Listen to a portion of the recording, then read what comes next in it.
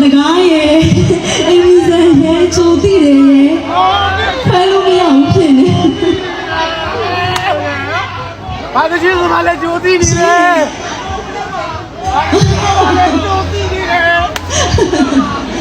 အမီကိုခဏလေးမစိုးခင်မလေးအမီကိုပူးတာပဲတည်ရမလားမြန်မာတို့ season 2က total finalist ရောက်ဖြစ်တယ်တယ်လီနောကာလာအိုကေချန်ပီယံမှာတနေ့သားရေးတိုင်းရဲ့ top 1ဖြစ်တယ်MS ဆိုရရာတဲ့ပန် season 3မှာ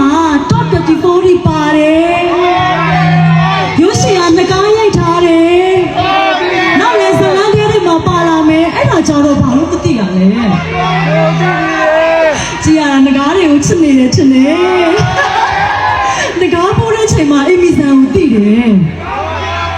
ဒါပေမဲ့အမီကတော့ဒီလာပူးတဲ့ငကားတွေကိုချစ်စွတင်တယ်ဘာဖြစ်လို့လဲဆိုတော့ဒီငကားတွေပူးလို့ပဲဒီကောင်မလေးချွတ်ချွတ်ကိုတနိုင်ငံလုံးတွေးခွင့်ရတယ်နော်အမီကတော့ငကားတွေကိုချစ်တယ်